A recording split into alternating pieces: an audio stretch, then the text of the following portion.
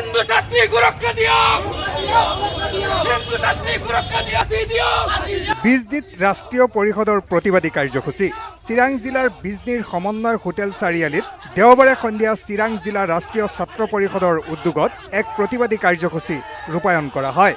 উল্লেখ্য যে গোৱালপাৰা মহাবিদ্যালয়ৰ ভিতৰত এগৰাকী হিন্দু ছাত্ৰীক বলপূৰ্বক ধৰ্ষণ কৰাক লৈ আজি ৰাষ্ট্ৰীয় ছাত্ৰ পৰিষদৰ সদস্যসকলে ৰাজপথলৈ ওলাই আহি প্ৰতিবাদ সাব্যস্ত কৰে। এগৰাকী ছাত্ৰী মহাবিদ্যালয়ৰ ভিতৰত সুৰক্ষিত নহয় বুলিও অভিযোগ প্ৰতিবাদকাৰীৰ। এজন মুছলমান সম্প্ৰদায়ৰ যুৱকে হিন্দু ছোৱালীক ধৰ্ষণ কৰা ঘটনাক লৈ ৰাষ্ট্ৰীয় ছাত্ৰ পৰিষদৰ এই প্ৰতিবাদী কাৰ্যসূচী। অতি সোনকালে এই লম্পটটোক ফাঁচীৰ দাবী তোলে প্ৰতিবাদকাৰীসকলে।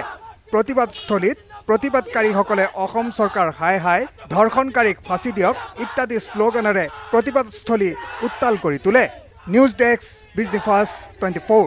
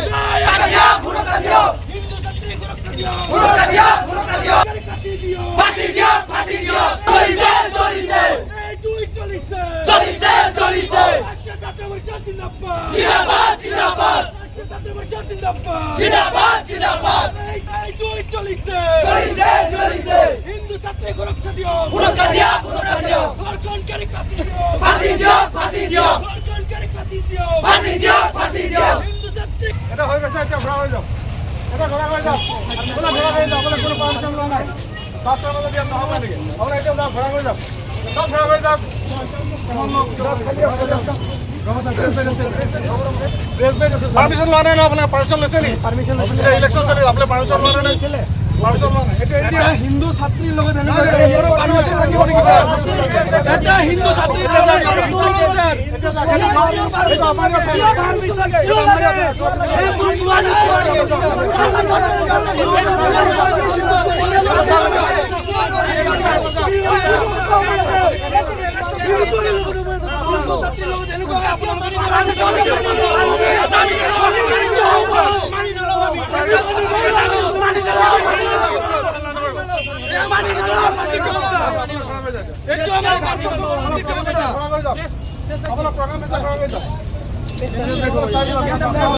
সেপ্টেম্বৰত আপোনালোকে সকলোৱে জানে যে গোৱালপাৰা মহাবিদ্যালয়ৰ ভিতৰত এজন হিন্দু ছাত্ৰীক এজন মুছলমান ইউনিয়ন বডি গোৱালপাৰা মহাবিদ্যালয় ইউনিয়ন বডিৰ এজন লম্পটে যি নেকি নিজৰ পাহাৰৰ দুৰুপয়োগ কৰি সেই ছাত্ৰীজনক ৰুমৰ ভিতৰত লৈ নিজৰ প্ৰেচিডেণ্টৰ ৰুমৰ ভিতৰত লৈ যায় ছোৱালীজনীক বলপূৰ্বকভাৱে ধৰ্ষণ কৰে।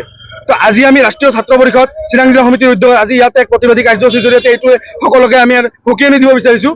যদি কলেজৰ ভিতৰতে যদি হিন্দু ছাত্ৰীসকল সুৰক্ষিত নহয় তাহলে আজি ভাৰতবৰ্ষৰ ভিতৰত ক'ত হিন্দু ছাত্ৰীসকল সুৰক্ষিত থাকিব?